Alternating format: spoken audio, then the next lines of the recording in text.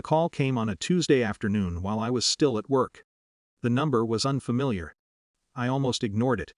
But something made me answer. The man on the other end introduced himself slowly, like someone trying to remember how to speak after a long silence. He said he used to own the house we had just moved into a week earlier. At first I thought he was calling about mail or some leftover utility account. Then he said something that made me sit up. "I forgot to disconnect a camera in the living room," he said. It was still uploading to the cloud. I only noticed by accident. I didn't speak. He continued, quieter now. "I saw some things while you were at work, things involving your wife, your mother-in-law, and your sister-in-law." A pause. "Don't tell your wife. Come alone. I think you should see it." For the rest of the afternoon I tried to convince myself it was nothing. A forgotten smart device. A misunderstanding, but the way he had said it stayed with me. Not dramatic, not excited, just uneasy. I drove to meet him that evening at a small cafe near the highway where he said he would bring his laptop. He looked like someone who regretted making the call. Late 50s maybe, tired eyes, careful voice, the kind of man who didn't seem interested in other people's drama. He sat across from me and opened the laptop. "I didn't watch much," he said. "Once I realized what it was, I thought you should see it instead." The video opened.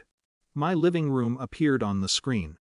The angle was from high in the corner, where a small black camera must have been mounted near the ceiling. The first clip started around noon 3 days earlier. My wife was sitting on the couch. Across from her were her mother and her younger sister. They weren't doing anything scandalous, they were talking. But something about the way they were talking felt wrong immediately. Her mother had a folder in her hands.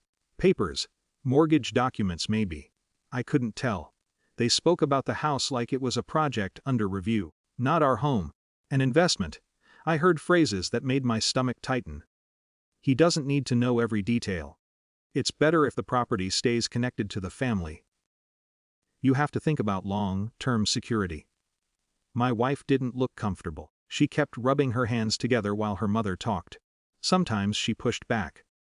Sometimes she just went quiet. In another clip from a different day they walked slowly through the living room and kitchen like inspectors.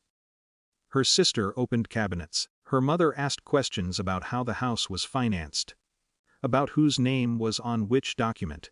They weren't stealing anything. They weren't doing anything illegal. But it felt like watching strangers discuss ownership of something I thought belonged to us. I closed the laptop before the next video started. The former owner watched my reaction carefully.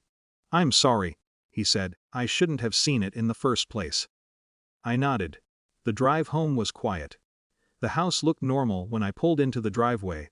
Lights on, my wife inside cooking dinner. Everything exactly the same as every other evening. Except it didn't feel the same. I didn't say anything that night, or the next. Instead I started noticing small things that had never seemed important before. How often her mother asked about renovations. How casually her sister joked about family property. How my wife usually changed the subject when those conversations came up. A few days later I asked her a simple question while we were sitting in the living room. "Does your mom think the house belongs to the whole family?" She looked surprised. "Why would you ask that?" I didn't mention the camera. "Not yet. I've just noticed the way she talks about it," I said. My wife stared at the coffee table for a long time. Then she sighed. "She worries," she said quietly. "She thinks if anything ever happened between us I'd be left with nothing. So the solution is to plan ownership behind my back." Her shoulders tightened. "She's been pressuring me," she admitted. "Saying we should make sure the house stays connected to the family. And you." I didn't agree with her, she said quickly. But I didn't shut it down either. The room felt smaller after that. Not angry. Just honest in a way it hadn't been before. Over the next week I did something practical. I met with a property attorney. I asked questions about ownership structures, protections, documentation. Nothing dramatic, just clarity. The paperwork took 2 days. When it was finished, the house legally belonged exactly the way I had always believed it did. Shared between my wife and me, protected from outside claims, unless we both chose otherwise. The following Sunday her family came over for dinner.